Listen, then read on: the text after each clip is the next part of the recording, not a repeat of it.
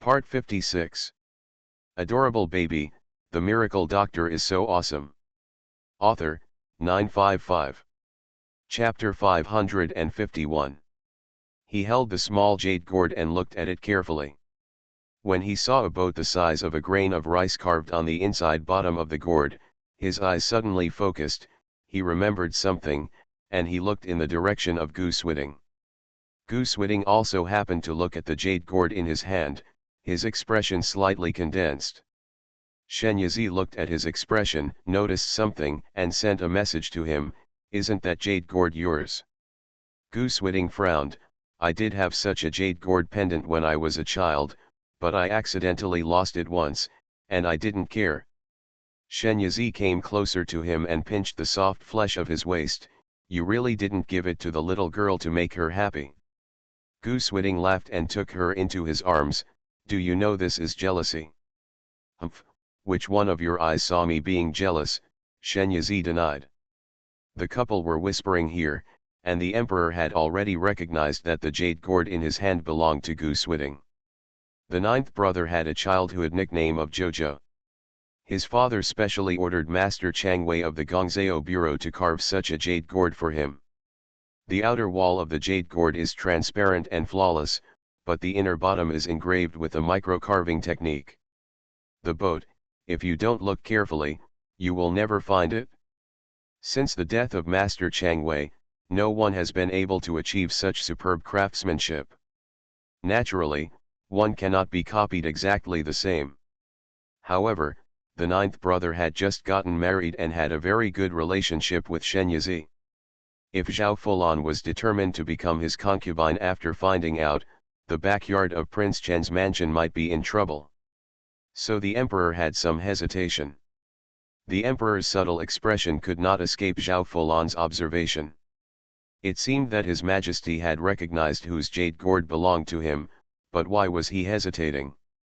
Zhao Fulan shook his left hand lightly, and a subtle but rhythmic ringing sound penetrated into the emperor's ears. His expression was dazed and his eyes became hazy. "Ninth brother, isn't this the jade gourd you wore when you were a child? There is a small boat as big as a grain of rice engraved on it, which fits your childhood nickname of Jojo." When the emperor said this, the queen mother also remembered that the late emperor was very fond of Diminjiao, and even the children she gave birth to were even more doted on than the stars. Master Chang Wei of the Gongzhou Bureau has long been in a semi-retired state. He is only responsible for guiding his apprentices to palm the eyes, but he basically no longer does it. In order to ask Master Chang Wei to make a jade carving for his precious son, the late emperor even ignored the dignity of the emperor and ran to the master several times, begging him and begging him. In the end, the master had no choice but to agree to him. With that jade gourd. This jade gourd can be said to be the last work of Master Chang Wei. It is also the pinnacle of his skills and has reached the level of returning to nature. Seeing the resentment in the queen mother's eyes, before she spoke, the bell in Zhao Fulan's hand swayed again, and the queen mother suddenly said, "Yes, the AI family remembers it too. This jade gourd was the last jade carving made by Master Chang Wei before his death." The emperor and the queen mother both confirmed that the jade gourd belonged to King Chen, so even if it wasn't, it would be correct. What's more, there was no need for the emperor and the queen mother to deceive everyone on this matter. After all, Master Chang Wei is from the Gongzhou Bureau, and every time the Gongzhou Bureau produces a work, it will be recorded in the book. Just check it to determine whether it is true or false. Zhao Fulan looked at Goose Whitting excitedly, looking at him with a pair of wonderful eyes. "It turns out that His Highness King Chen was the one who saved me back then." In an instant, everyone on the platform turned their eyes towards Goose Whitting, most of them looking at the good show. Seeing that he was only focused on feeding the child, his expression turned a little strange. Zhao Fulan fell into an embarrassing situation. Gusui looked at her, then at King Chen, who had always stayed out of the matter, and suddenly clapped his hands and said, "Ah! Miss Zhao said before that as long as she finds the owner of the jade gourd, she will marry him. Even if he already has a wife, she will be willing to give it to him being a concubine. I think it's a bit suspenseful. Zhao Fulan dug her fingers into the palm of her hand, feeling like she wanted to cut this shit-stirring stick into 17 or 18 pieces. Why? Asked the dog friend next to him. Although Miss Zhao is quite beautiful, she is still a little behind Princess Chen. As the saying goes, Wushan is not a cloud. Prince Chen has already seen the most beautiful scenery in the world. How can he look at other inferior goods? Ah, don't you think so? The friendly friends nodded repeatedly. That's so right. The third prince, Gu Kai, slapped the table and praised, Uncle Prince Enping, your words are so insightful. This group of people put Zhao Fulan on the fire pit with every word they said to each other. At this time, Gu Switting said unhurriedly, this jade gourd is indeed mine, but I accidentally left it behind a long time ago. I don't know why it fell into Miss Zhao's hands, and Miss Zhao took advantage of it make up a story like this.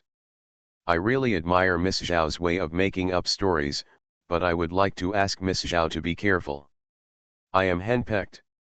Miss Zhao was very happy when she talked about it. But when I returned, I had to be punished by the princess to kneel down and rub my clothes plate. Shen Yizi. When did she make him kneel across the washboard? Facing the weird looks from everyone, Shen Yizi felt that he should consider kneeling on the washboard. Zhao Fulan pressed her chest, looking sad and lost. However, in fact, she was trying her best to prevent herself from looking strange. Her soul enchanting bell is obviously invincible to others, so why is it useless in front of Gu Switting? It even suffered backlash. Had she not tried her best to control it just now, she would have vomited blood on the spot. Her pale face and weak expression showed to everyone that she was deeply shocked after being rejected by Gu Switting. Such a beautiful woman was injured like this, and those who cared about her couldn't help but cast a condemning look at Gu Switting. Zhao Fulan looked at Gu Switting, her lips moved, and a string of tears fell from her eyes. She cried so hard that it was like a pear blossom with rain, which was beautiful and pitiful. It's a pity that Gu Switting Glang has a heart of iron, and he only shows his tenderness towards Shen Yizi. Gu Switting didn't give her any more room to act, and stood up holding Shen Yizi's hand. Your Majesty, Queen Mother, the night is already dark, so I will take Qingbao and the others back first. On the way back, Gu Switting did not ride a horse, but got into the carriage with Shen Yizi. Qingbao and the other three were already sleepy, their heads were pounding little by little, and Shen Yizi sent them into space. After coming out of the space, Shen Yizi leaned against the car wall with his arms folded and glanced sideways at Gu Switting. When did I punish you by kneeling across the washboard? Gu Switting was so desperate for life that he immediately took out a washboard and knelt down, facing her, holding her hand. I was wrong. Shen Yizi pinched his face. Why do I suddenly feel that your face has become thicker? That's because I am in control of my body at the moment. Xianting raised his eyebrows and smiled. There is evil in the eyebrows and eyes. However, because he had his head buried in her lap at the moment, Shen Yizi did not notice it. Adorable baby, the miracle doctor is so awesome. Author, 955. Chapter 552. Zhao Mansion, Hefang Courtyard.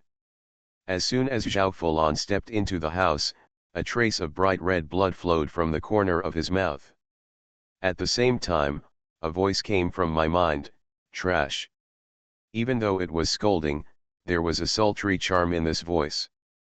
This voice came from the demon clan she contracted with. To be precise, it was a succubus. Demons and demon cultivators are completely different existences. Demon cultivators are still human in nature, but the exercises they practice are more radical than those of Taoism. They act as they please and do whatever they want, seeming both good and evil, so they are called. He was dubbed the demon cultivator. The demons are a race that is opposed to humans. They feed on all kinds of negative emotions in human hearts. They are synonymous with evil, desire, killing, etc. When people become demons under their temptation, they are no longer demons. He is no longer a human being, but a walking corpse filled with desire. Demons are a unified name. In fact, within them, they are subdivided into different types, and succubus is one of them. Succubi, both male and female, have outstanding appearances, which also provides a good foundation for them to charm people's hearts. Their ultimate purpose of charming people is to have with them, and then drain their souls when they fall into deep desires. When Zhao Fulan lost her legs and her mind was extremely distorted, the succubus who had just escaped and was still unable to show up came to her and said that he could help her restore her legs. Zhao Fulan agreed to make a contract with her without much temptation. In this way, the succubus was able to inhabit her sea of consciousness and escape the monk's pursuit. After that, Zhao Fulan began to practice the art of enchantment under the guidance of succubus. Succubus was ostensibly to help Zhao Fulan capture Gu Suiting. In fact, she coveted Gu Suiting at the first sight through Zhao Fulan. This man is top-notch from his appearance to his soul. He is really attractive to her. One from him is worth dozens of times with other men. If she ate a few more times, she might be able to regain her former strength. By then, who else will be her opponent in the Tianyuan world? The succubus vowed to get Gu Suiting, and even more generous favors were given to Zhao Fulan. Tonight, Zhao Fulan's every move from the dance of inviting the moon to the next was all trained repeatedly by the succubus. The charm was so effective that both the demons and the others were confident that they could take down Gu Suiting. However, their expectations were very good, but the actual situation was completely opposite. Not only was Gu Suiting not bewitched, but his consciousness also severely injured Zhao Fulan. As a result, the jade gourd, a prop she carefully arranged, had no effect at all. Zhao Fulan wiped the blood from the corner of his mouth and sneered, "Who promised me that everything is safe? What's the result?" The succubus was silent for a moment, then suddenly laughed, "I made a miscalculation this time. It will be me next time. Then I will show you what real charm is." Asterisk.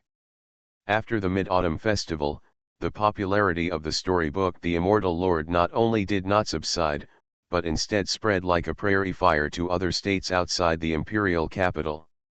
The emperor naturally heard about this incident. At first, he didn't take it seriously. He just thought it was someone who couldn't stand the fairy medicine sect and therefore made up such a book to allude to it. But after he read the storybook, he couldn't help but have deep doubts. The storybook didn't look like it was randomly fabricated by the novelist.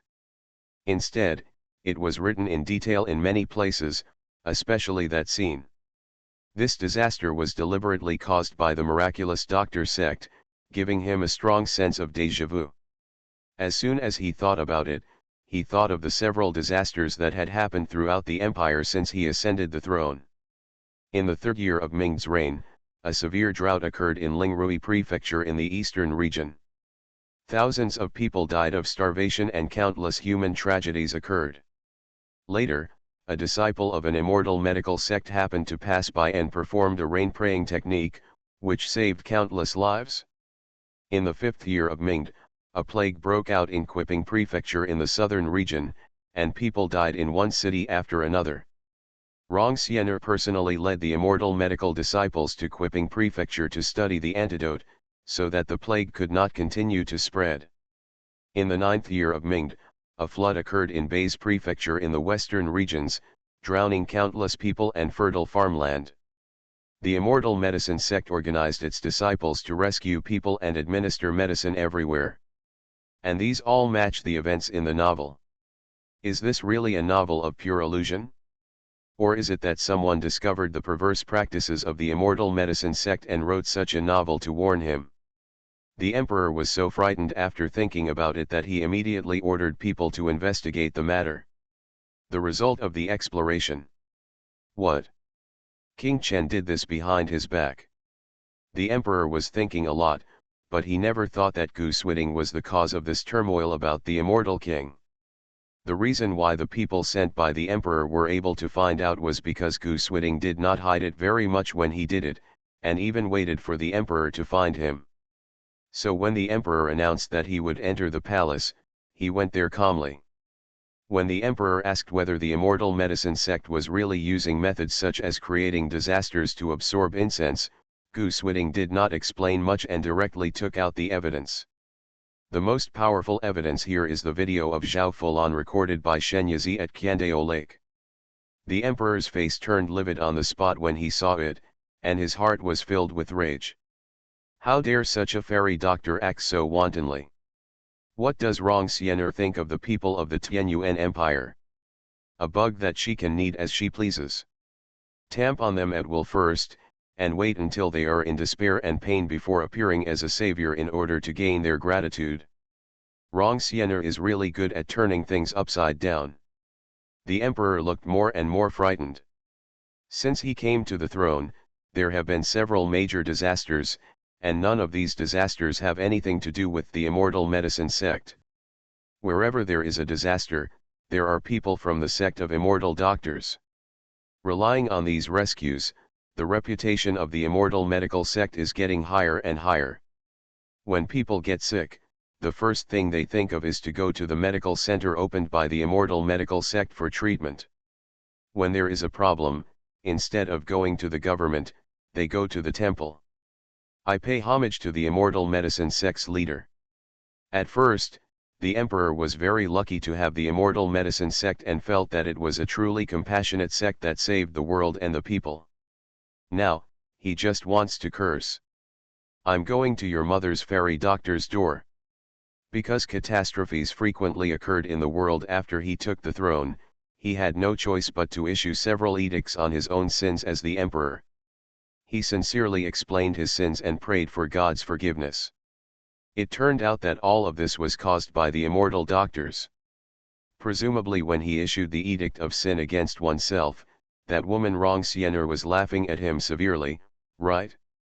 The emperor was so angry that he was trembling all over and kept walking back and forth in the palace. If Rong Xian'er were in front of him at this moment, he would probably want to rush up and strangle her to death.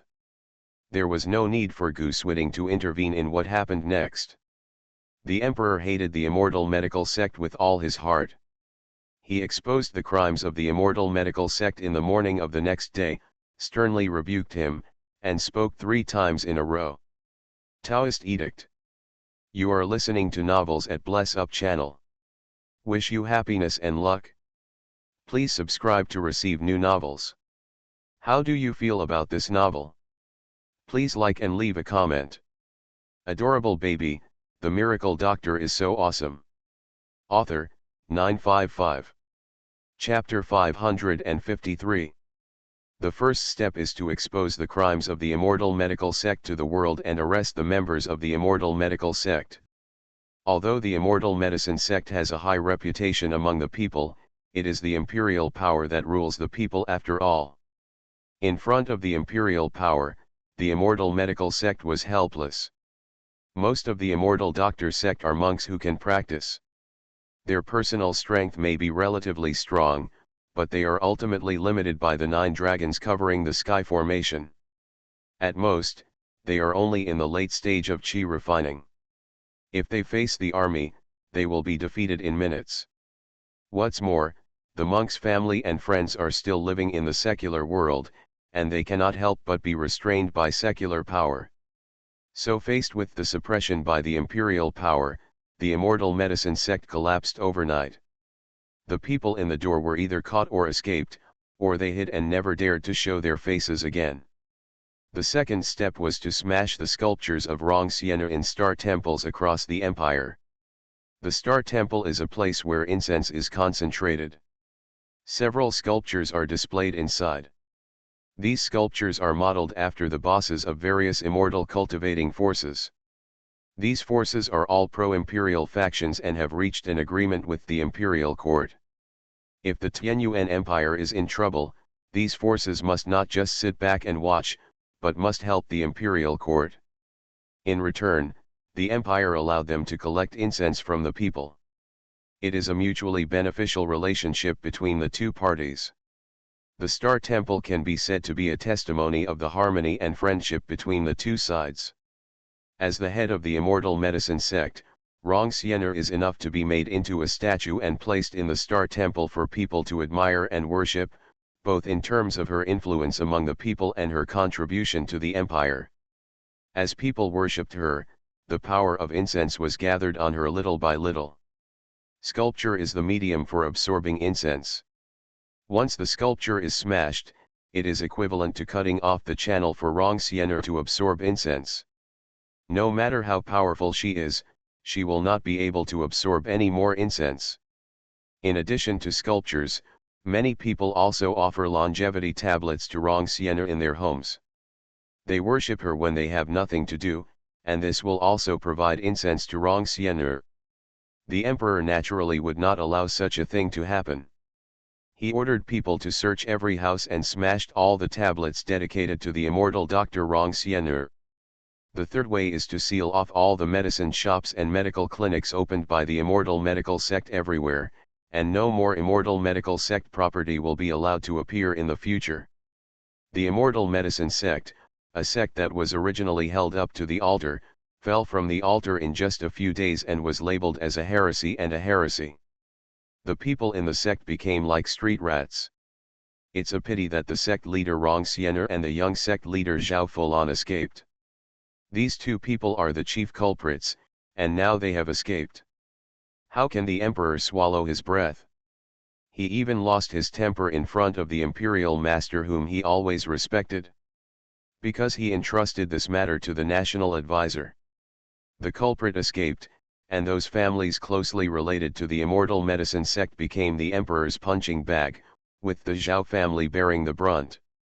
The queen and the prince did not dare to plead for mercy at all.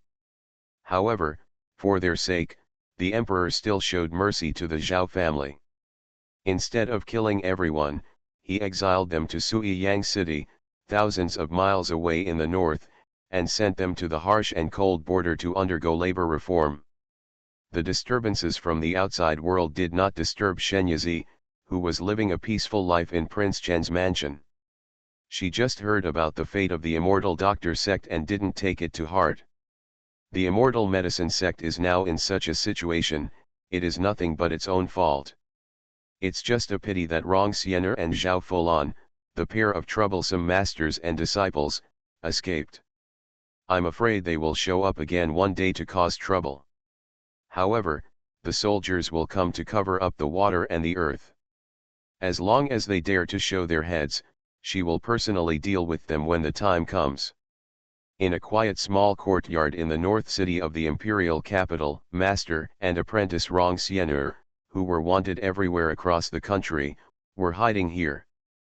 Fu Lan, protect me. Yes, master. That night, in the emperor's palace, a gust of wind passed by, and the curtain hanging in front of the bed was blown up. The emperor suddenly woke up and saw a dark figure standing at the head of the bed. He was so frightened that he sat up and was about to crush the messenger talisman given to him by the imperial master. The person standing at the head of the bed was none other than Rong Xiener. When she saw this, she chuckled and said, "Your Majesty, it's better not to waste your efforts. I'm in your dream now. Where can you call the imperial master?" Rong Xiener, the emperor shouted angrily, and then realized what she had just said, in a dream. This woman was actually able to enter his dream. He couldn't help but feel creepy, but he still didn't believe it and secretly pinched himself. It didn't hurt at all. It seemed like I was in a dream. Rong Xiener, what are you doing in my dream? Rong Xiener opened the curtain, sat down by Shi Shiren's bedside, and looked directly at the emperor. "I hope your majesty can cancel the arrest of the immortal doctors and let those disciples go." The emperor sneered, "You're dreaming. The immortal medical sect has done such a heinous and unethical thing, and you still want him to let him go? Where did Rong Xiener get the confidence to let him do this? Do you still think that you are the aloof master of the immortal medicine sect before? Now she is just a lost dog. In his dream anyway, he was not afraid of what Rongxiener would do to him. However, Rongxiener's next words made his expression change drastically. You said, if I tell King Chen that you were the one who dug his mother-in-law Minjiao out of the grave, you not only desecrated her body, but also wanted to the people from the corpse refining sect made her into a puppet for your entertainment. What do you think King Chen will be like? A cold light shot out from the emperor's eyes. How could she know this? Your Majesty, do you want to ask me how I know this? What a coincidence, the leader of the corpse refining sect is originally mine. The emperor's heart tightened. No more luck. If Gu Swiding knew, if he knew, he might just rush into the palace with his sword and chop him up. Thinking of that scene, the emperor was sweating behind his back. Rongxiener admired his ever-changing expressions with a smile on his lips, as if he found it very interesting. After a long time, the emperor said, if I ordered the release of the people from the immortal medicine sect, and you go back on your word dash. Rongxiener cut off his words, Your Majesty, don't worry about this. I can swear now that as long as your Majesty releases the people from the immortal medical sect, I will always keep my mouth shut and will not tell your Majesty's secrets to King Chen. If I violate this oath, I will how about just asking me to be struck by lightning and die without a burial place. Those who cultivate immortality are under the supervision of heaven, and the oaths they make will be fulfilled. The emperor has long known this from the imperial preceptor. Hearing Rongxiener make such a vicious oath, he felt relieved. However, the emperor still had concerns.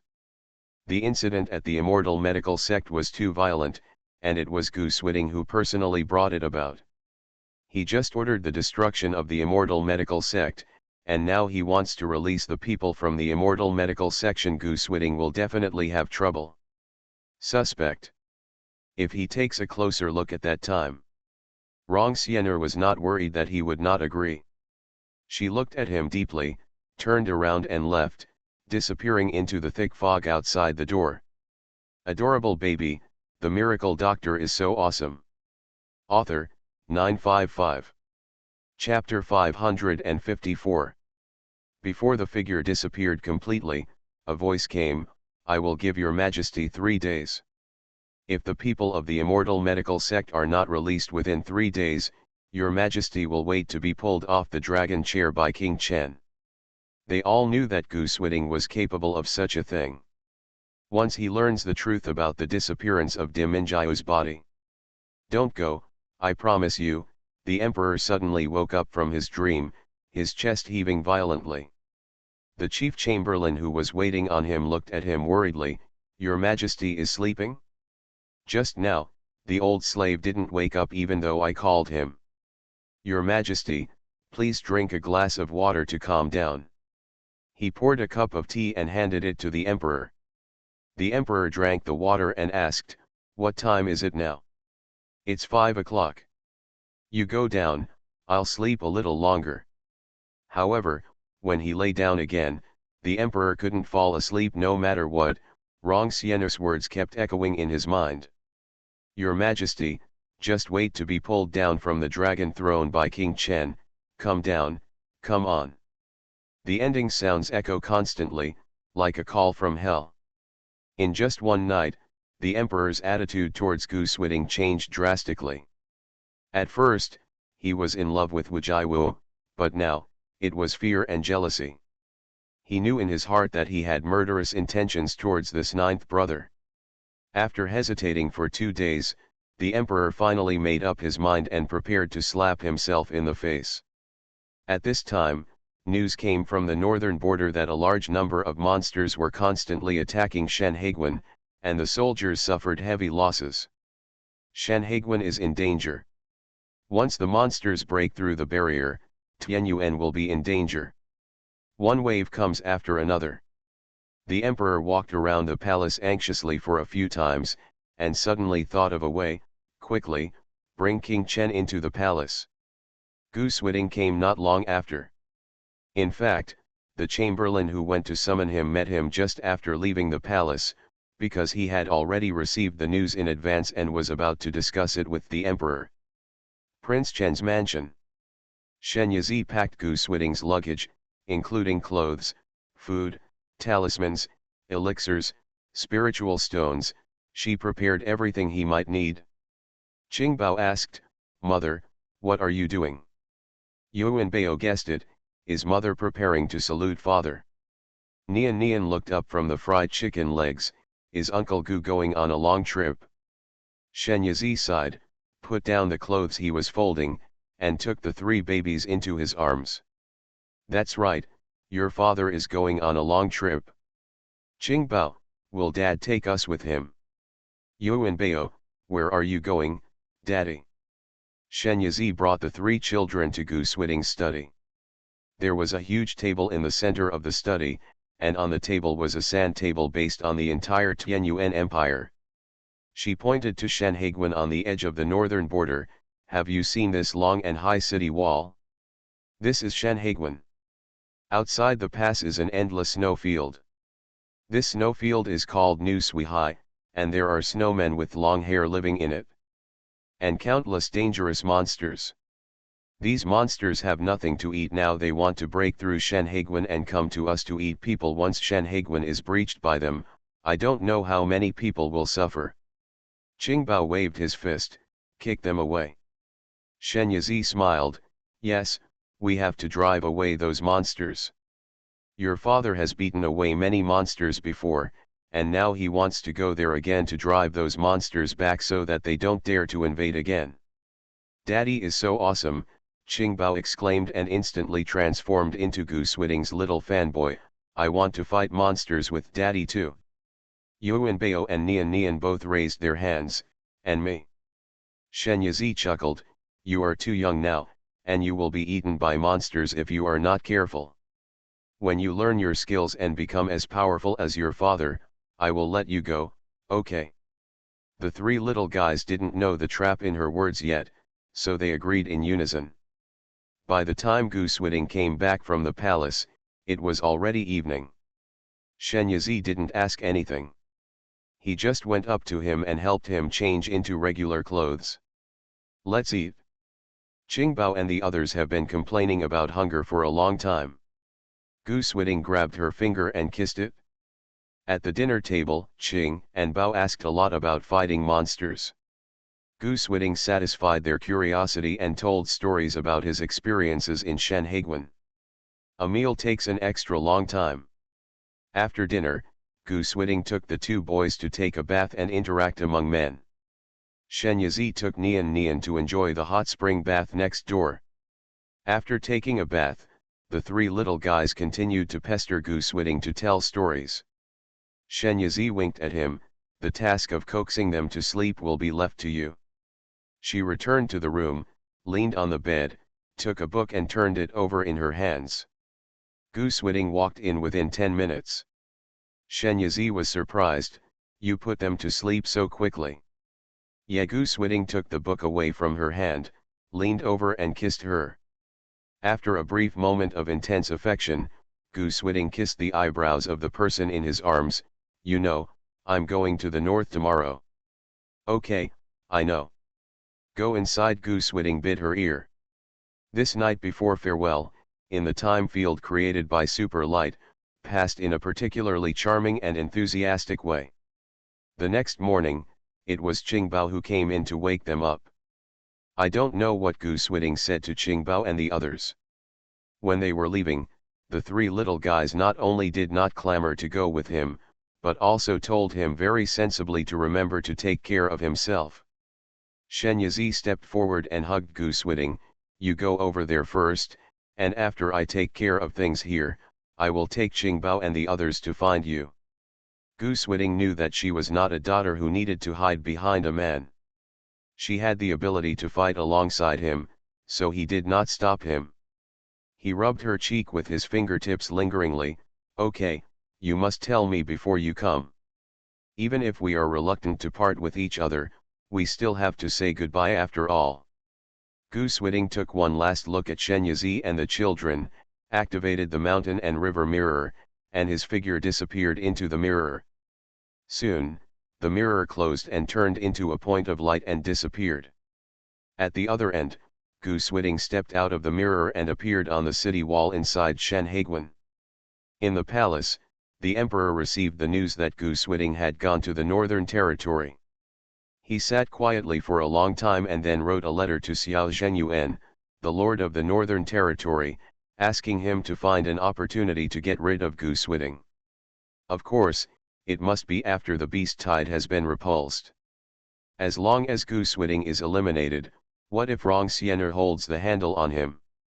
Who else in the world can do anything to him? Once Gu Swiding is eliminated, Rong Xiener's death will not be far away.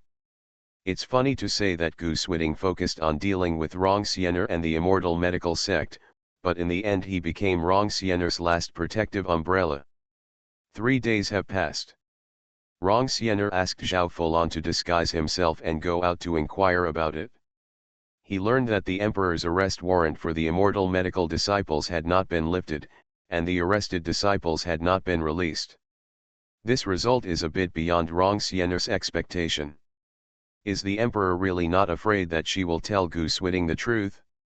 Or does he have something to rely on, and Gu Swiding is certain that he won't dare to do anything to him? However, the emperor's fear of Gu Swiding that night was not an act. Rong Xiener decided to go to the emperor's dream again at night. Adorable baby, the miracle doctor is so awesome. Author, 955. Chapter 555. Facing her arrival, the emperor seemed much calmer this time, and even seemed to have expected it. Rong Xiener didn't waste any time and went straight to the point. Your Majesty, are you afraid that I will tell Prince Chen your secret? If you tell me, will he believe it? The emperor had been caught off guard by her falling asleep and could not think clearly, so he was frightened by her words. But in the past 2 days, he reconfirmed that he had not left any clues, and the leader of the corpse refining sect had been killed by Gu Swiding a long time ago. Would he believe Rong Xiener's words? A smile appeared on Rong Xiener's face. Your Majesty, you think I won't leave any evidence? As long as I present the evidence to Gu Swiding, your image as a good brother will immediately collapse. Gu Swiding will definitely turn against you and kill you when the time comes. Then pick one of your sons to support him, and I believe your death will not cause much turmoil at all, and no one will avenge you. The emperor froze. If she really had evidence and Gu Swiding saw it, then what she said was very likely to become reality. He lowered his head, as if thinking about what evidence she had in her hands. Rong Xiener was not in a hurry and waited leisurely for him to give in. At this moment, a voice sounded out of thin air. Rong Xiener, are you okay? Rong Xiener's expression changed. Chu Yongkang. She looked at the emperor suddenly, and then realized that he was just stalling for time, in order to let Chu Yongkang, who was guarding outside, break her dreaming spell so that she could stay. She sneered, it seems that His Majesty has already made his choice, then I will wait and see how His Majesty is killed by Gu Swiding. Before he finished speaking, the person turned into a puff of smoke and disappeared. In the small courtyard, Rong Xiener suddenly opened her eyes and said to Zhao Fulan, who was guarding the side, quickly, we are being watched. She took out the earth talisman and patted it on her body, and her figure was half submerged in the ground when a cluster of fireworks shot up outside the yard, which was particularly conspicuous in the night sky. In the blink of an eye, Chu Yongkang arrived above the small courtyard. He threw a net in his hand. The net instantly covered an area of more than 10 miles. Rong Xiener and Zhao Fulan, who were hurriedly traveling underground, were immediately caught. Chu Yonggang looked at the 2 people caught in the net and smiled slightly, with a hint of treachery. Rong Xiener, old friends meet, why are you leaving in a hurry? Why don't you come back with me to have a cup of tea and catch up on the past? By this time, Rong Xiener had realized that he had made a miscalculation. In the dream before, Chu Yongkang's words were just to blow her up, in order to make her think that her dreaming technique was about to be broken. In fact, his real purpose was to scare her away and then confirm her specific hiding place. Location. She was careless before and shouldn't have acted immediately. As soon as she moved, she immediately raised her eyes, allowing Chu Yongkong to determine her position. However, she still didn't understand how he quickly determined his position. Now that he has been caught in the net, Rong Xiener is too lazy to give in to Chu Yun and snorts coldly. Chu Yongkong, please stop pretending in front of me.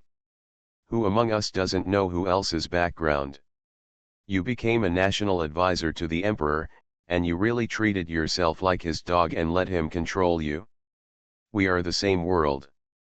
Yes, you know very well what the purpose of our coming here is. I advise you to let me go, otherwise, I will have to settle a score with you when the time comes. Chu Yongkong listened with a smile and did not interrupt.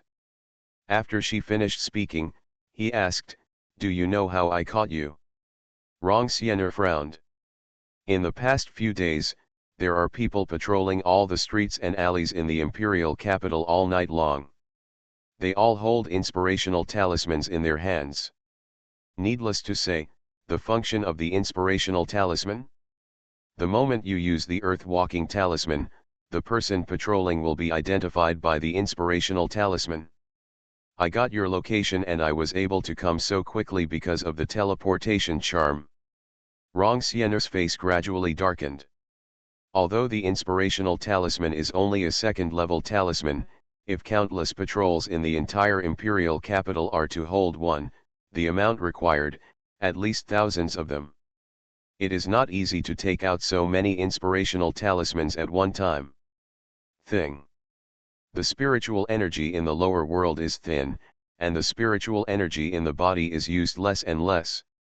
Who would be so stupid as to waste spiritual energy on drawing so many spiritual charms? This talisman seal can only sense spiritual energy, but it is of no great use.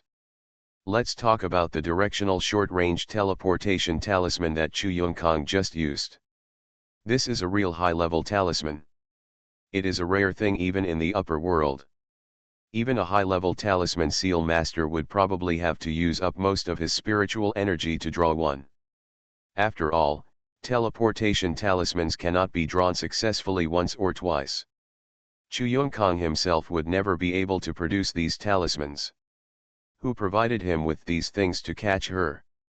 There is also this spirit-binding net. Chu Yongkong lifted up the net that bound the master and apprentice. Looking at the two people who were trapped in the net and became as big as fish, the smile on his face grew wider. But the magic weapon, special, it's used to catch fish, as long as it's within its coverage, it doesn't matter if it's in the water or in the soil, it will still be caught for you. Magic weapon. Rong Xiener's face was distorted for a moment. For her in the upper realm, magic weapons are not a rare commodity. However, she is a ray of soul that has been separated from the lower realm and snatched away the people in this world. She can't bring anything with her at all. Let alone magic weapons, she still doesn't even have a magic weapon. There are no tools. Obviously Chu Yongkong came down just a few years earlier than her, and he even had magic weapons. Rong Xiener couldn't help but suspect that Chu Yongkong had taken advantage of the few years he had come down early to search the entire lower realm. Chu Yongkong seemed to know what she was thinking, and shook his head. This spirit-binding net is not mine, but was lent to me by a fellow Taoist, just to catch you. Rong Xiener, you should know, in every world, there are people who are loved by heaven and earth. Such people are called the darlings of heaven and those with great luck. And I also know some chi-gazing techniques. That little friend's luck is at its peak. The upper realm is also hard to find. He glanced at Rong Xiener with some pity. Being an enemy of someone with great luck is doomed to lead to a miserable end. If that little friend wants to arrest you, you can't hide from him. Rong Xiener's eyes burst out with a cold light. Who is he? Hunted and murmured, is it Gu Switting? Originally, she did not want to be an enemy of Gu Switting, and even asked her apprentice Zhao Fulan to get close to her, but Gu Switting was not moved at all. But this time, Gu Switting destroyed her decades-long business with one move. How could she not hate it? So she deliberately aroused the emperor's fear of Gu Switting. On the surface, she wanted the emperor to let the fairy doctor go, but in fact, she wanted to use the emperor's hands to get rid of him. Only by getting rid of Goosewitting, without this obstacle, it is only a matter of time before the immortal medical sect can be revitalized. But now, she's afraid she doesn't have time. So she must know who that person is. You are listening to Novels at Bless Up channel. Wish you happiness and luck. Please subscribe to receive new novels. How do you feel about this novel? Please like and leave a comment. Adorable baby, the miracle doctor is so awesome. Author, 955. Chapter 556. It's a pity that Chu Yongkong would not satisfy her, and only gave her a faint and meaningful smile. Rong Xian'er, go on your way. The spirit-binding net in his hand was driven by his thoughts, and the net immediately ignited a flame. The flame showed a beautiful pink color and seemed to have no power. However, who knows who will be burned? Rong Xian'er's body was burned to dregs in the blink of an eye, and the wisp of her soul was burned into a wisp of tobacco. Before it completely dissipated, she shouted bitterly, Chu Yongkong, just wait for me. She was burned to the point of losing her body and soul, not to mention Zhao Fulan. However, she contracted with the succubus. The demon's vitality is always strong. As long as they smell a trace of the stench emitted by human souls, they can immediately resurrection. When Chu Yongkong put away the spirit-binding net, a wisp of black smoke quickly dispersed into the thick night. Chu Yongkong seemed to be aware of it and glanced over. However, the wisp of demonic energy was too weak and dissipated so quickly that he had no time to catch it. Is it an illusion? Why are there monsters in this lower world? Chu Yongkong returned to the palace to report to the emperor. He learned that the two culprits, Rong Xian'er and Zhao Fulan, had been killed, and the emperor's heart finally dropped. Now, he no longer has to worry about Rong Xian'er coming to Goosewitting and talking nonsense. However, as long as Goosewitting is alive, he will always be a big threat. I just hope that Xiao Zhenyuan can handle the things he assigned. The emperor looked out the window and thought silently in his heart. After leaving the palace, Chu Yongkong went straight to Prince Chen's mansion. Shen Yizi is not asleep yet, sitting in the Fuiyun Tower, the tallest building in the house, waiting quietly. My friend, the mission has been successfully completed, and the spirit-binding net has been returned to its original owner. Chu Yongkong stepped into the building out of thin air, came to Shen Yizi, and presented the spirit-binding net with both hands.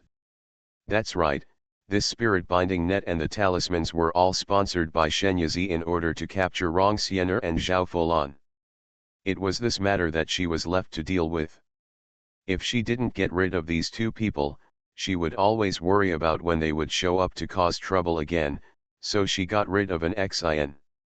Shen Yizi didn't answer. Please keep this spirit-binding net, Imperial Master. As payment for the Imperial Master's hard work, she showed a somewhat naughty smile. Then I'll be disrespectful. Chu Yongkong put it away without any hesitation. Shen Yizi couldn't help but feel funny. He took off the teapot sitting on the small stove and poured him a cup of tea. It's been a hard trip for the Imperial Master. Please drink a cup of tea to warm yourself up. Chu Yongkong held the teacup over and smelled the fragrance of Qingling tea overflowing from the mouth of the cup. He felt comfortable all over. It's hard work, but I'm afraid that when I go back, that crazy woman Rong Xian'er will bite me and won't let go. Well. Shen Yizi smiled faintly, I just want to kill her one more time. If there is anything I can do to help, then, just ask. Chu Yongkong's eyes flashed with surprise, and he laughed twice. I've been waiting for this little friend. That night, Shen Yizi and Chu Yun sat in the empty room and talked about everything. The chat was quite pleasant and fruitful. Although she is from the Tianyuan realm, she is surrounded by many people from the upper realm. Her own knowledge is also extraordinary, and she can often inspire Chu Yongkong in her conversations. It can be said that the two of them had a great time chatting with each other. Unconsciously, one night passed, and it wasn't until the sun rose in the east in the morning and illuminated the earth that the two of them realized that time passed so quickly. Chu Yongkong stood up and said, "Having a heart-to-heart talk with my little friend made me enlightened, and I have some enlightenment. I'm going back to retreat now. This is my messenger talisman. If anything happens to me, little friend, please send me a message." Shen Yizi took it and said, "Okay." Chu Yongkong took one step forward, shrunk to an inch, and disappeared in an instant. Shen Yizi came to the corridor outside, leaned on the railing, and watched the sun rise for a while. After breakfast, Shen Yizi took Qingbao and the other three to Shen's mansion. She came to say goodbye to her mother and master. Pei Xiang and Qingbao played together. Perhaps due to physical limitations, her mental age also shrank, and she looked no different from a real 3-year-old child. Shen Yizi and Zhang Ling stood in the corridor, watching several children running around and playing. Zhang Ling said, "Your father has urged me several times to take your mother back, but she couldn't bear to leave you or the Pei family, so she kept refusing to leave. Now you are leaving, and she doesn't stay anymore. Reason? Be careful along the way." "Well, Master Luo will also go with us, nothing will happen." Next, it's the Pei family and several eldest nephews. Although the Pei family was very reluctant to part with her, they could only wish her a safe journey and prepared many gifts for her. It's windy and snowy over there in the north. It freezes to death. You have to eat or drink. You have to go to the toilet in a leisurely manner, so as not to dash. Pei Qinlin was hit by his wife with an elbow in the middle of his words. Broken. Only then did I realize that it was inappropriate to say what I said in front of my niece, and my face looked a little embarrassed. Mrs. Pei took over his words and gave Shen Yizi many instructions. "Anyway, you must take good care of yourself when you get there. If you need anything, just write back and tell us, and we will have someone send it to you right away." "Well, I know how to do it." Auntie Shen Yizi was not polite to her either. Pei Miji came over and pulled her sleeves. "Auntie, can you take me with you? I want to fight the monsters too." Mrs. Pei slapped her in the face. "You bastard, those monsters are all very cruel. Your small body is not big enough for those monsters to swallow. Why did you go there? Just stay at home." He warned Pei Xianzi worriedly, "Axian, keep an eye on Amu and don't let him sneak out." Not to mention, Pei Miji really planned to run away from home secretly and cross the border. When his grandmother saw through his plan, his head drooped, like an abandoned puppy. "But actually I am very unconvinced." Shen Yizi bent down and looked at him. "You said you were going to fight the monster.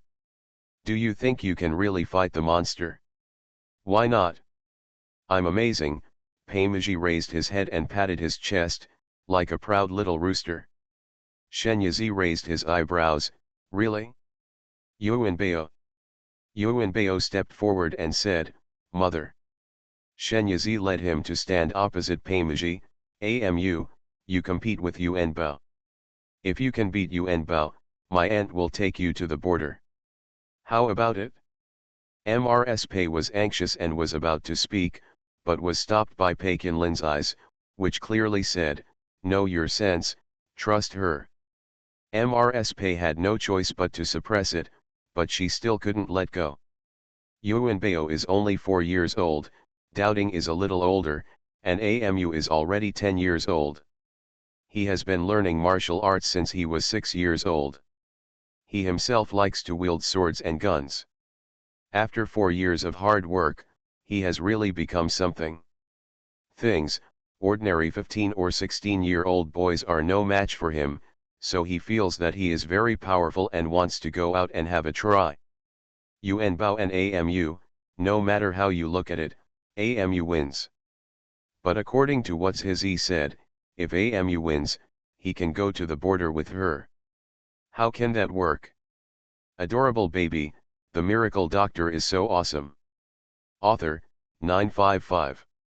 Chapter 557.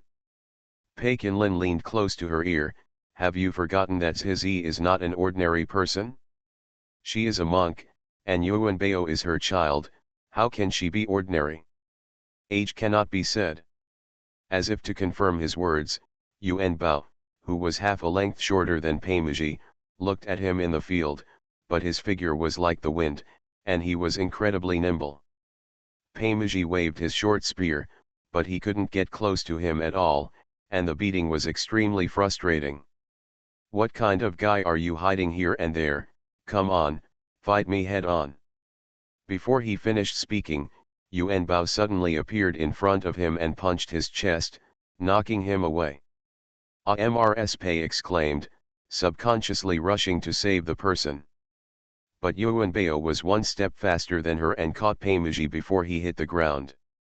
Brother Amu, I'm sorry. Yuan Bao helped him stand upright, then came to him and bowed with a shy smile on his face. Pei Miji held his short gun, but he no longer dared to underestimate this 4-year-old little brother. He is much better than me. Pei Miji has a straightforward temper. Losing is a loss. He doesn't feel any shame. Instead, he is just curious. Brother Yuanbao, you are so good. How do you practice? Yuanbao looked at Shen Yizi. Shen Yizi thought for a while, then took out a Ouija board and said, come on, Amu, put your hand up. Pei Miji didn't know why, but he still put his hand on it obediently. The plate suddenly lit up with 2 colors of gold and red light, and the light was not weak. Pei Kinlin couldn't help but ask, Zhi, what is this?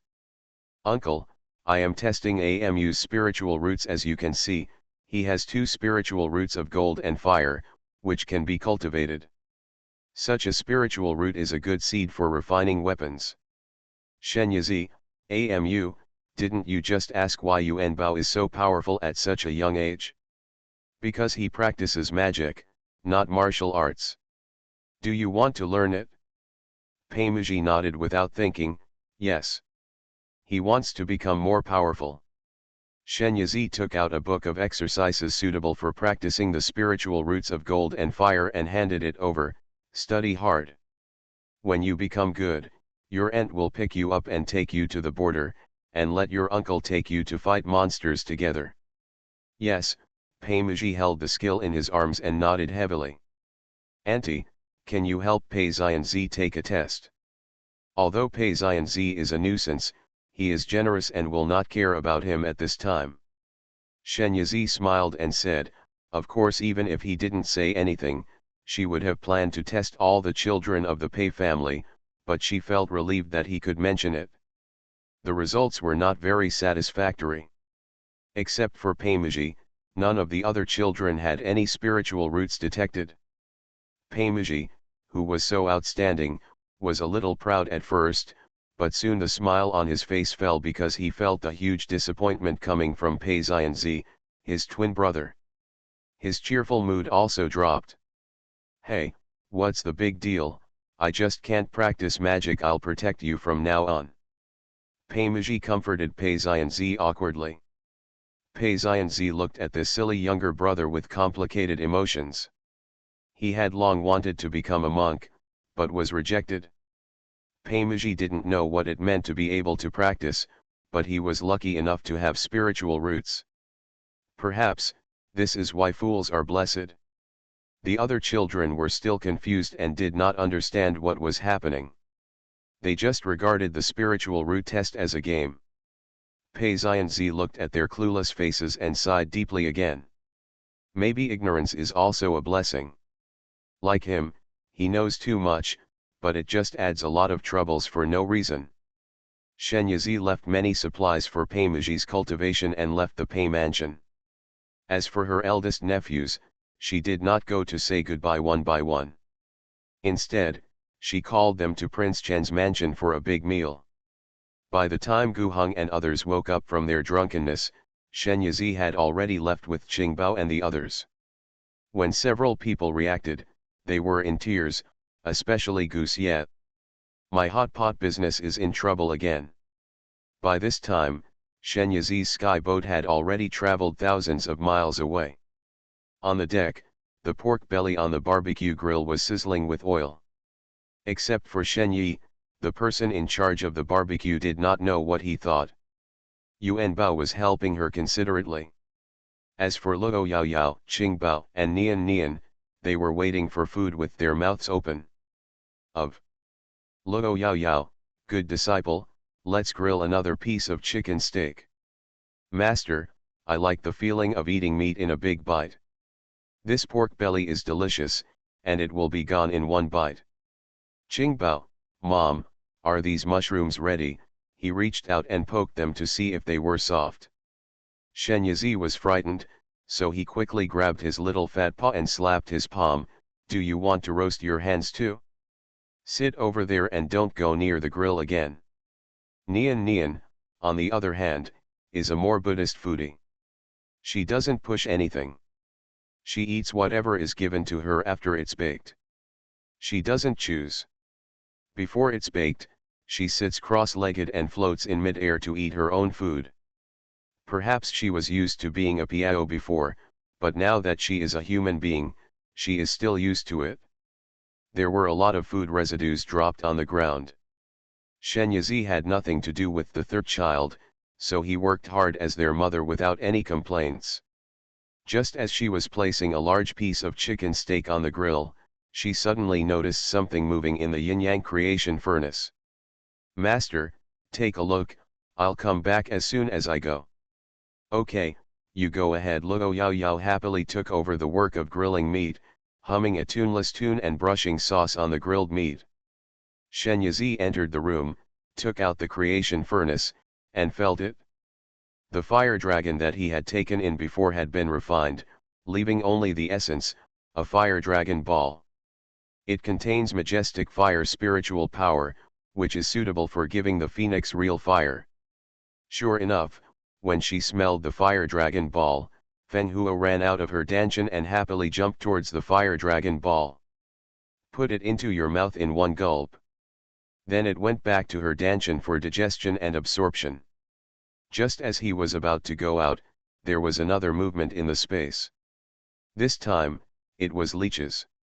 I had eaten too much in the Yaokai secret realm before and fell into a coma, so I had to evolve and upgrade. As a result, I fell asleep until now. Shen Yizi visited several times and found that the leech had actually formed a cocoon and wrapped himself in it. She guessed at that time that it was probably going to evolve into a flying insect. As expected, a hole was opened in the green cocoon, and a dream-like flying insect emerged from it. It is very similar to a butterfly as a whole, but its wings are a rare emerald color, light and dreamy, with a delicate and cool feeling. Like a little green fairy. There are two thin tentacles on the head and a sharp thorn on the tail. She guessed that it was a weapon that evolved to blood. Adorable baby, the miracle doctor is so awesome. Author, 955. Chapter 558. After some observation and verification, Shen Yizi discovered that the butterfly transformed from a leech, let's call it a leech butterfly, is actually a very lethal creature. Let's talk about its speed first. It is probably based on the mentality of make up for what it lacks. In order to make up for its original shortcoming of being unable to move quickly, the grass leech gave itself a pair of wings after metamorphosis. When it its wings, it turns into a stream of light. So fast that it is difficult to catch with the naked eye. Shen Yizi had to expand his consciousness to see its flight path clearly. The two tiny tentacles on its head largely serve as its eyes. They can collect information within a radius of at least a few miles during the tremors, and then feed it back to it, allowing it to decide whether to attack. Finally, the key point is the needle on its tail. After piercing into the body of the prey, it will also release toxins to paralyze the prey. Compared with before, its blood-sucking speed has also increased several times. A chicken will turn into a dried chicken in less than a second after being stabbed by it. A pig, less than 3 seconds. However, after sucking so much blood, I don't know where it went, and the figure is still so petite and exquisite. However, Shen Yizi observed carefully and found that after the leech butterfly had sucked blood, a circular pattern similar to an eye would appear on its wings. The pattern was dripping with blood, like a real blood-colored eye, and looked strange. Frightening. It is estimated that this pattern is specially used to scare away enemies. The leech butterfly is so fast and can quickly all the blood out of its prey, making it seem invincible. In fact, this is not the case. Everything in this world pays attention to balance, and there will not be one absolutely powerful creature. Leech butterflies also have weaknesses, and they are particularly obvious. Its body is extremely fragile, and if caught by someone, just a pinch can kill it. Shen Yizi opened her palms, and the leech butterfly stood in her palms, its wings fluttering lightly, as beautiful as a dream. She prepared some food for it before leaving, and told it not to blood casually, and then went out. Back on the deck, Shen Yizi almost suffocated when he saw the scene in front of him. The grill fell messily on the ground, and various sauces were scattered all over the floor, like spilled paint, staining the originally spotless floor into a mess. Watch the move, Nian threw a piece of meat towards Qingbao. Qingbao was about to dodge, but he stepped on a puddle of soy sauce, slipped on it, and sat down. He didn't cry, he just grabbed a chicken leg at hand and smashed it back. Not only did Luo Yao not stop him, he also watched with a smile and applauded them. Shen Yizi. She had only been away for a while, and they actually gave her such a treatment. She took a deep breath and repeatedly told herself not to get angry, not to get angry. You. The old man and the young man turned to look at her as if they were frightened, their big innocent eyes were particularly innocent. The world is so beautiful, how can I be so irritable? Shen Yizi forced out a smile and tried to keep his voice as calm as possible. Go to the side and stand. The first child, the third child, could sense the uneasiness in her calm tone, and they did not dare to make any more trouble, so they immediately stood aside obediently. They also stood in a row close to the side of the ship, lowering their heads and conveying information with their eyes. Shen Yizi felt a headache just looking at them, and was too lazy to look at them again, lest he would be angry to death. After cleaning up the mess on the deck, she glanced at the troublemakers and said, "What are you still doing standing around?" Malu cleaned himself up, and it makes him angry just looking at it. "Let's go, master will take you to take a bath." Luo Yao was like a hen, opening her arms and taking the three little ones in. Shen Yizi pressed his forehead. When she thought that it would take at least 5 or 6 days to fly to Shenhaiguan, she had the urge to jump off the ship. Children are still the cutest before they are 3 years old. Once they are 3 years old, the devil index increases dramatically. What's more, there are 3 of them together, plus an old naughty boy who is afraid of chaos in the world. It is impossible to live this life. Got it? Shen Yizi was about to turn around and go in, when a sharp pain suddenly occurred in his heart. She clutched her chest and fell to the ground with a pale face. Something happened to Gu Switting. Shenhaiguan. A tall, snow-white city wall stretches across the land, like a majestic and huge snow dragon, separating the inside and outside into 2 worlds. Outside, there is a monotonous world composed only of white, gray, and black. It is desolate, vast, cold, and dangerous. Inside, it was actually not much better. As far as the eye could see were grass, ice and snow, and gray-black trees, without a trace of greenery. Fortunately, there was a thick city wall, and the danger was isolated. Humans were able to establish settlements here. A few dozen miles away from Shenhaiguan, there is a small city called Suiyang City. Most of the people living in the city are the families of the border guards. There is also a camp located between Suiyang City and Shenhaiguan. A huge black bird hovered over the camp. It was Xiao Man who was following Gu Switting. According to Gu Switting's instructions, it acted as an aerial sentinel of Shenhaiguan, always paying attention to the situation outside the pass. Suddenly, It let out a rapid but regular cry. Hearing this sound, everyone knew that the monster was coming again. The sound of the rallying horn sounded throughout the camp, and the soldiers quickly grabbed their weapons and rushed to the city wall. When they saw the large and densely packed monster beasts below, everyone's hearts trembled. This time the tide of beasts was greater than ever before. Can they really stop it? However, the monsters didn't give them any time to react. They didn't know any tactics. They just rushed over and kept hitting the city gate and climbing up. They were not afraid of death. Kill, Goose Whitting's voice was like ice and iron, and his voice contained spiritual energy, which reached everyone's ears and woke them up from the shock. Everyone no longer thinks too much and concentrates on the battle. The arrows engraved with the armor-piercing talisman were shot out like a torrential rain. Immediately, a group of monsters fell down, but then more rushed up. Above the city gate, the soldiers smashed heavy stones from the battlements, smashing the monsters that hit the gate to pieces.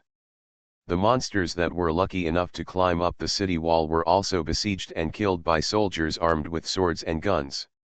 However, there were so many monsters that it was almost impossible to kill them all. What was even more depressing was that in addition to those on the ground, there were also a large number of birds flying in. They are as fast as the wind and have sharp claws. They can pick up a soldier and fly high into the sky. As soon as they let go of their claws, the soldier is thrown and his brains will burst. Goose Whitting said to the people around him in a deep voice, "The ground will be left to you, Brother Xiao." Xiao Xiang hammered his chest with his fist and said in a loud voice, "No problem, as long as I'm here, those beasts can't even think of breaking through Shenheguan." You are listening to Novels at Bless Up channel. Wish you happiness and luck. Please subscribe to receive new novels. How do you feel about this novel? Please like and leave a comment. Adorable baby, the miracle doctor is so awesome. Author, 955. Chapter 559. Xiao Xiang, the third son of Xiao Zhenyuan, the lord of the Northern Territory, has a bold temperament, is brave and good at fighting, and is the commander-in-chief of Shenheguan. When Goose Whitting came to Shenheguan a few years ago, he saw his face as white and tender as jade, and thought that His Highness Prince Chen had nothing to do in the capital, so he came to this place where birds do not lay eggs to have fun. At that time, Xiao Xiang didn't like anything about Goose Whitting, and he specifically told his subordinates not to take special care of him, but to let him experience the customs of the north.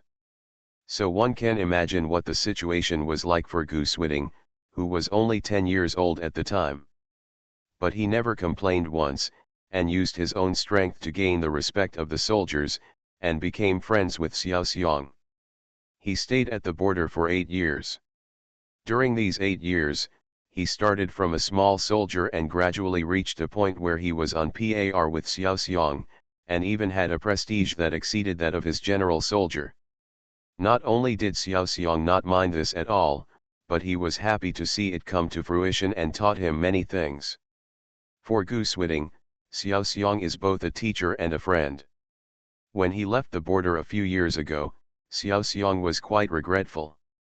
He patted him on the shoulder and said, "Originally, I thought that I would be able to lift the burden off my shoulders and hand it over to you in 2 years. I didn't expect that you would suddenly have to do it gone. I don't know if we will see each other again in my lifetime." Goose Whitting said at the time, "Yes. I will come back when I have settled the matter." He has already regarded this place as his home, so he uses the word come back. It's just that too many things happened later and he was never able to make the trip. The outbreak of the beast wave this time became an opportunity for him to come back. The two became comrades fighting side by side again. Goose Whitting also touched his chest, without saying anything, and flew onto the back of Xiao Man, who was gliding over. In an instant, his figure was far away.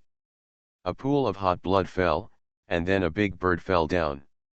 It was Goose Whitting who killed him. 1, 2, the large birds that came in fell like rain and no longer posed a threat to the soldiers. Xiao Xiang looked away, swung his 180-pound sword, and chopped a white ape climbing up from behind him in half. The blood splattered, but it was frozen into a piece of blood ice in an instant. After the threat in the sky was resolved, Gu Swiding handed the air to Xiao Man. He tore open the space with his hand, came to the bottom of the city wall, and swung his knife at the giant bear that was slamming against the city gate. The giant bear is more than 10 meters tall. If he slaps it down with a palm, even though the city gate is made of the toughest lapis lazuli in the world and is several meters thick, it will still tremble. When the giant bear came towards him again, Gu Swiding cut off the bear's paw with the black knife in his hand as fast as lightning. The severe pain from the broken part of the palm made the giant bear become violent instantly, roaring in the sky, and stepped towards him with its feet. The giant bear's paws descended from above the head like a mountain. It seemed to be slow, but it was fast.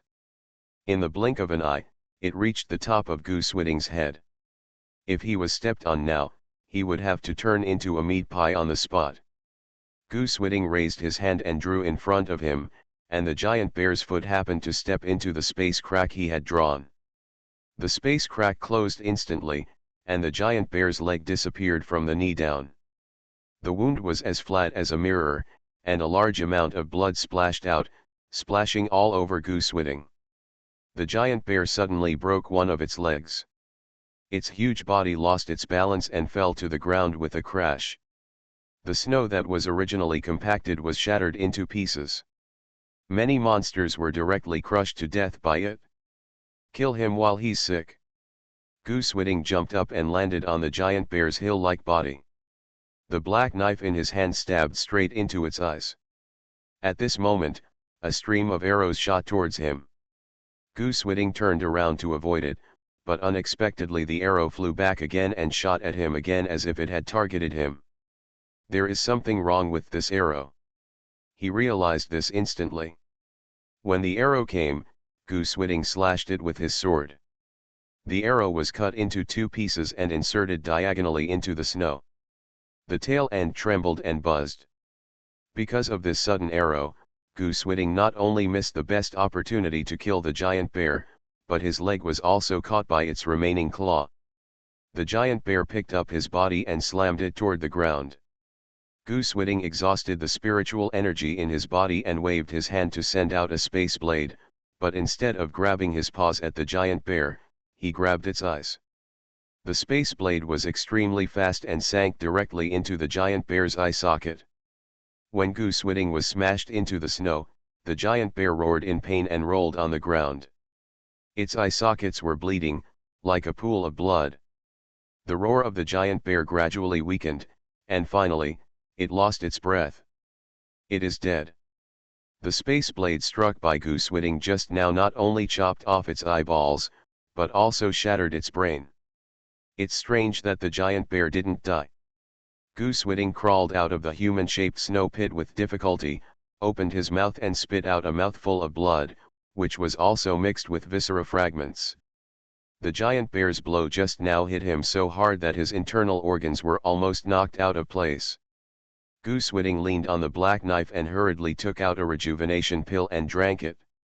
He didn't notice that the part of the arrow that he had cut into two parts with the arrow pulled itself out of the snow and shot it at an extremely fast speed.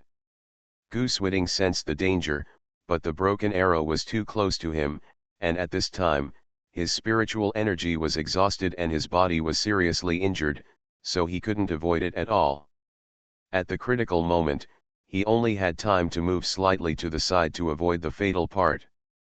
Poof! The broken arrow completely sank into the back of his heart and spun in a spiral at a very high speed. Gu Swiding was hurt a second time, and a large mouthful of blood spurted out again, and he fell down.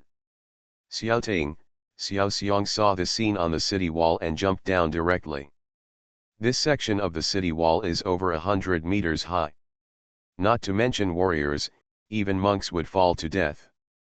Fortunately, Xiao Xiang caught the city wall with his long knife in time, slowed down his fall, and successfully landed on the ground.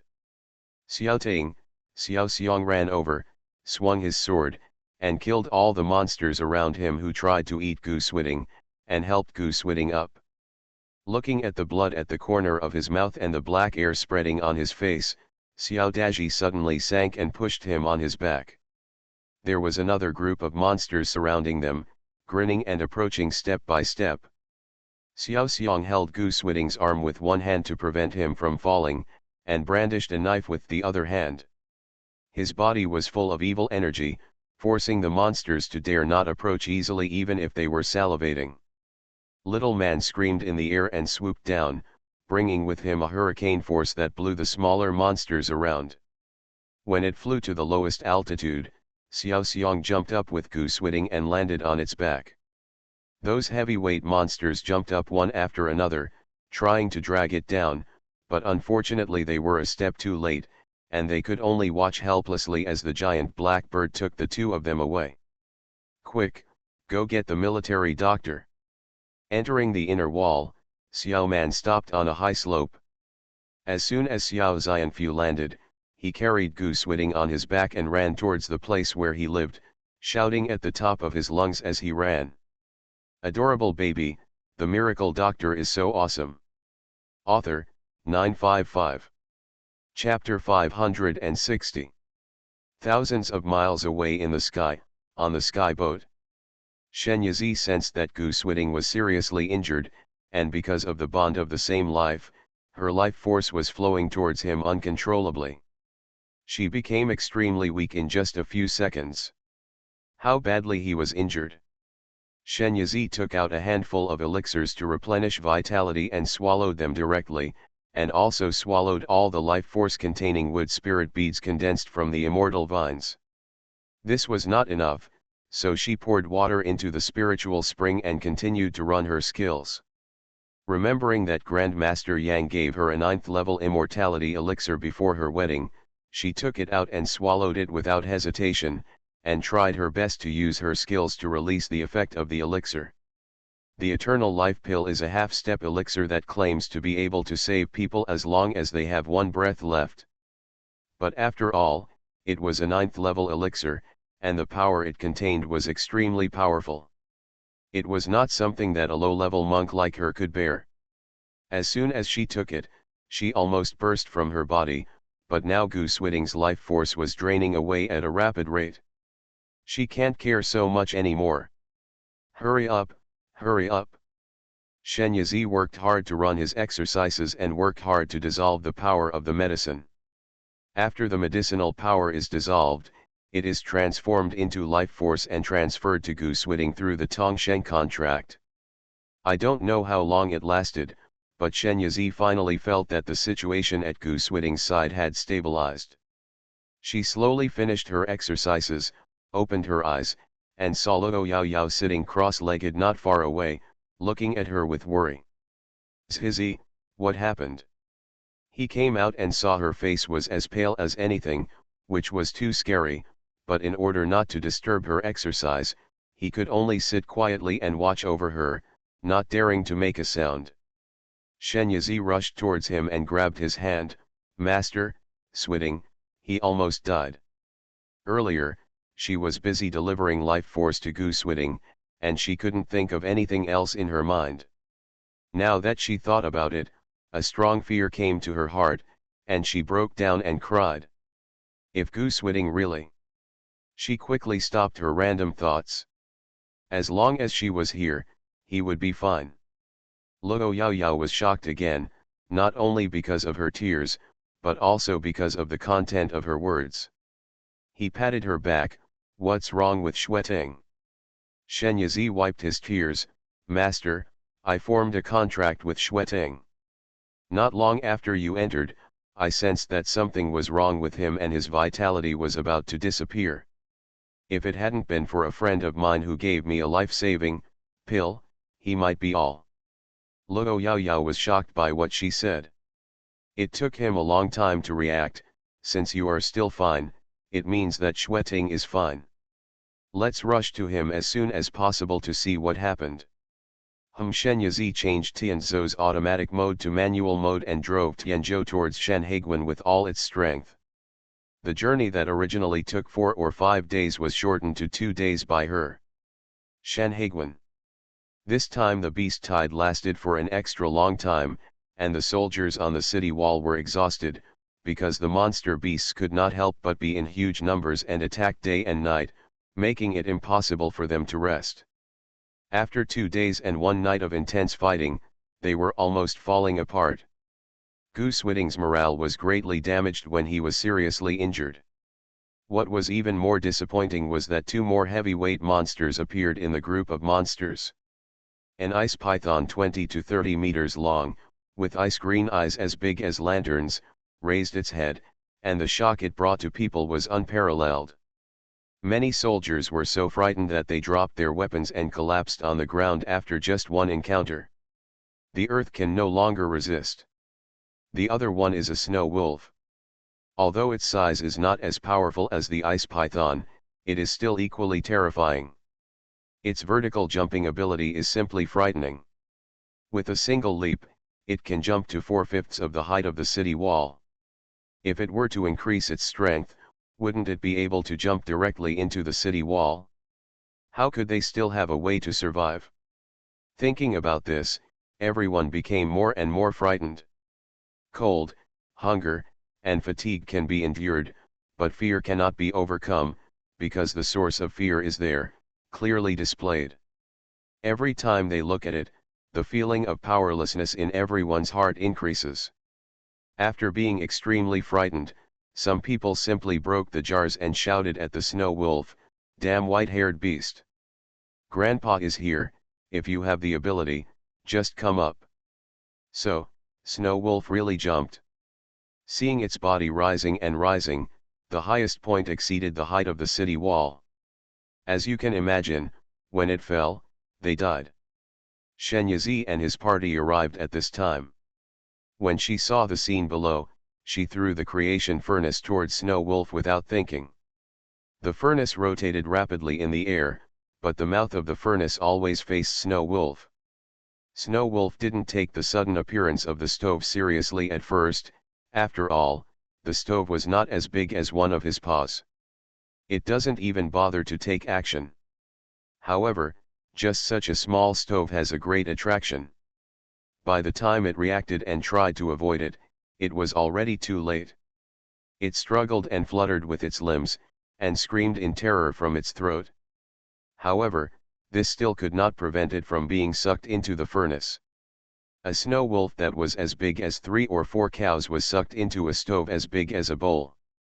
This scene, in the eyes of everyone below, is so magical. Most people think they are hallucinating in broad daylight and rub their eyes vigorously. However, looking again, the snow wolf in the sky had only the tip of its tail left. In the blink of an eye, the tip of the tail was gone and was completely sucked in. The small stove was spinning in the air. Shen Yazi made a move and it flew back to her hand. Everyone looked over and realized that there was a boat floating in the air. Shen Yazi lowered the sky boat and threw Yi Chang underneath. "I'll leave that ice python to you." Although she wanted to see Goose Whitting immediately, in the current situation, she had to deal with the beast tide first. After Yi Chang landed on the ground, his figure quickly grew in size, and in the blink of an eye he turned into a huge red python that was bigger than an ice python. Opened his mouth and roared at the ice python, "Boy, you are very arrogant. Grandpa is here to teach you how to be a good man." "Ice python, you are a snake and you actually want to teach me how to be a human being? You are a lackey of mankind." After a disagreement, the 2 giant pythons started fighting. Luo Yao Yao jumped out of the boat first. "Apprentice, I will go down first to practice my skills." Shen Yazi asked Qingbao and the other 3 to stay on the ship, and reinforce the protective shield to ensure that they could not get out. He also temporarily cut off the passage between the God Emperor Pearl and Qingbao's small space to prevent Qingbao from entering from the small space and then from the small space. She appears here. Then, take the star breaker and jump down, launching the sky boat into the sky. Leech butterflies, small frogs, and devil's weeds were all released. The 2 most troublesome monsters, One was taken into the creation furnace by Shenyazi, and the other was beaten by Yi Chang in various ways. The rest of the monsters were nothing to worry about. Leech butterflies specialize in sucking blood from monsters that are bulky and thick with blood. There are more and more blood-colored eyes on their wings, and after a while they become densely packed. Little Frog acts as Shenyazi's loyal guard, always following her side, helping her resist threats from all directions. Diambreme is the most insidious one. It quietly parasitizes in the corpse of a dead monster, out the essence of its flesh and blood, and then transfers it to another body.